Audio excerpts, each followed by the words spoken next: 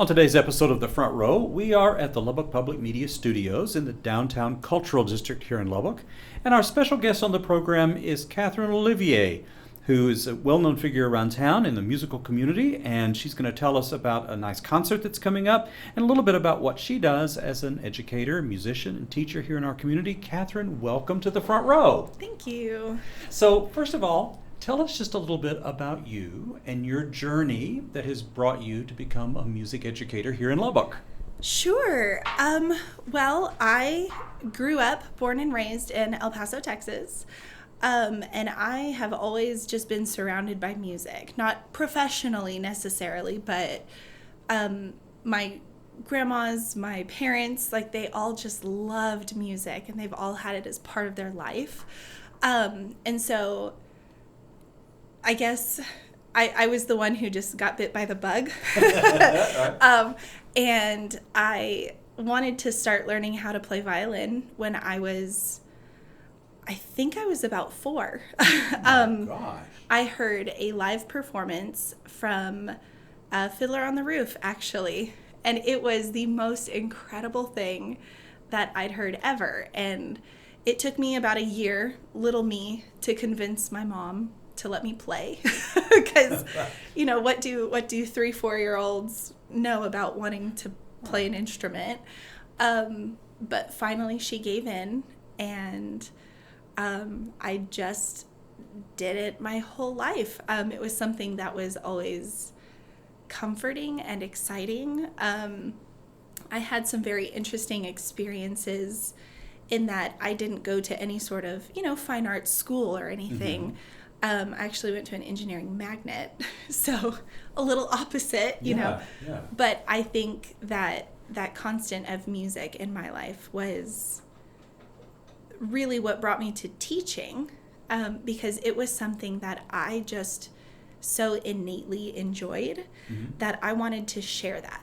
I wanted to give that to, we'll say, the next generation, you know.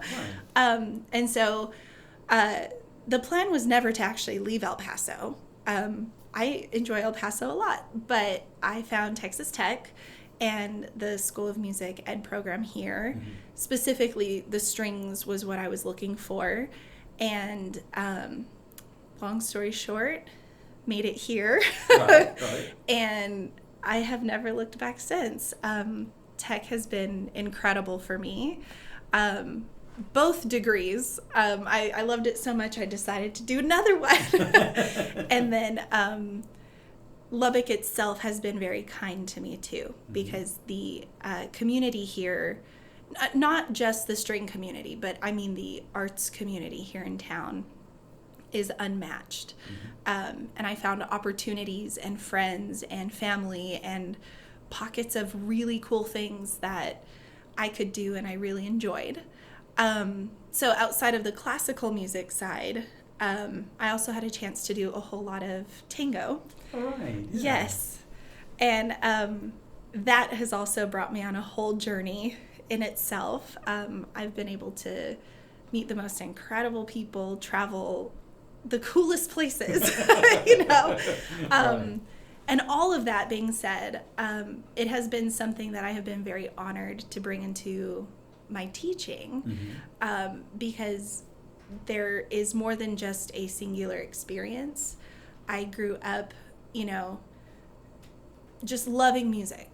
Mm-hmm. The point was never to be, the soloist. The point was that I loved it so much, I wanted to share that.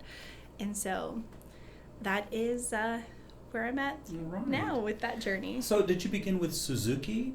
How did you initially learn the violin? Interesting question. I had an interesting start with learning. One of my first teachers, who I didn't last long with, simply because we lived on the opposite sides of town in El Paso, she wanted to start me in Suzuki. Mm-hmm. But my family could not afford to go across town every single week, and it was just a lot. Yeah. Especially with a single-digit elementary kiddo just starting out. So I started private lessons with people just in my part of town. I grew up in the northeast side of town. And one of which was the 5th grade orchestra teacher at the school my mom taught at. Fannin Elementary, which doesn't exist anymore. But her name was Mrs. Sylvia Blair. And she is an incredible violinist. Interestingly enough, she was the lady that played the Fiddler on the Roof thing that got me started. Oh my gosh, wow. Right, That's cool. very, very cool. So I took with her for some time. It wasn't Suzuki based. I'm sure she pulled in Suzuki things, but I was so young, I don't remember. I would just go to her classroom. I think it was once a week after school, because I went to that same elementary. And she would just get me playing, doing all these cool things. And I got to a certain point where she was like, I think you've outgrown me, so let me hand you off to someone else. And that was Christina Leone.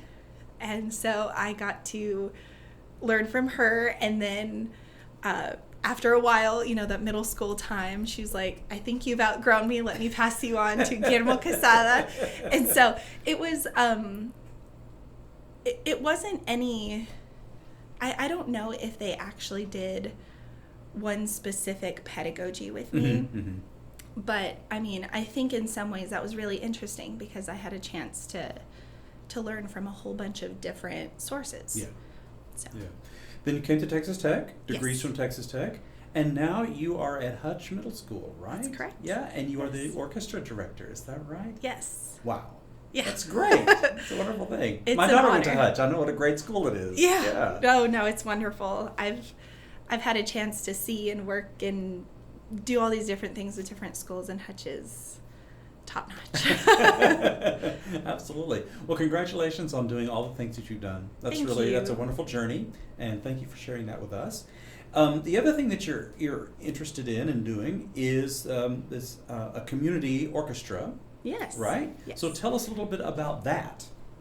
So the Lubbock Civic Orchestra started several years ago, really because the need was, we had no outlet for strings to be involved in a community setting. We have wind ensemble settings, there was the choral side, but there was nothing for strings. And so Dr. Blair Williams and Dr. Ryan Smith were the ones who began this whole thing. Right, yeah.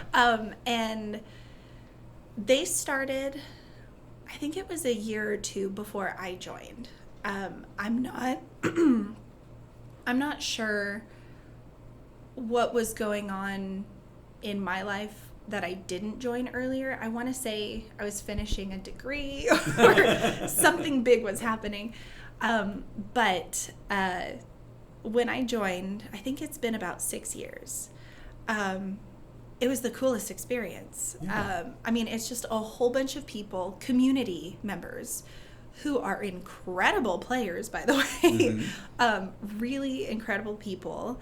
And we just get together once a week to create some beautiful music. And it has been very fulfilling. Just to have that outlet, this non-pressure, situation. We don't have to play perfectly every day. We don't have to, know everything. It is equally an educational experience as well as a outlet for true creativity from people in all walks of life, all ages. It's very exciting that way. Right, great. So my understanding is that in the next couple of weeks you're going to separate out the strings and the winds from the Civic Orchestra and do some little independent concerts. Yes. And that the strings are coming up first. So tell us about the details of that. Yeah, so our concert is going to be this Saturday, June 28th at 8 p.m. at the Garden and Arts Center in the Tea Garden. And it's going to be a very informal situation. Bring a lawn chair, just come to enjoy good music. The strings are playing everything from the can to an arrangement of a black violin piece. So Okay. we have a range of things, and the whole point of it was that we wanted to get together and just continue playing. Yeah. All of these people love to play. They didn't want to just stop because it's the summertime. And so we've gotten together. I'm conducting half of the program. And then Kenneth Nelson, who's actually the director at McCool, he is directing the other half. Right. And when we're not directing, we get to play. Right. And it has been very, very fun just to get together, meet. It's a once a week meeting. We haven't met all that much too, you know. But we get together, we play this really exciting music that we get to dive into string specific stuff. Yeah. Yeah. Okay, there's several things about this that I think are really wonderful.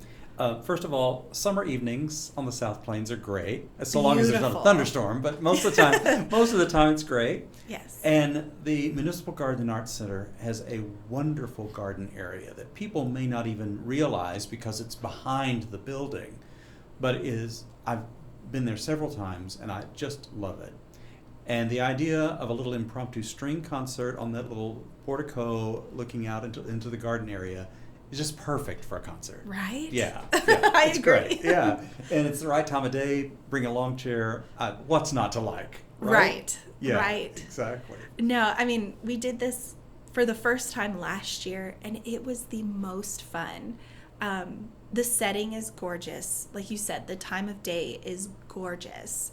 That sunset, everyone knows you can't beat the sunsets, That's right. Yeah. And it was just an overall really chill, very good time. So, Right. Great. And people can just come, right? Just Yes. show up. That's all Yeah. they have to do, right? all of it is free.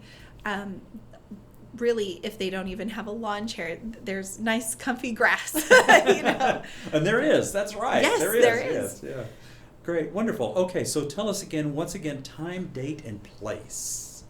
So this concert, the Lubbock Civic Orchestra Summer String Concert, Summer Series, is June 28th, this Saturday, at 8 p.m.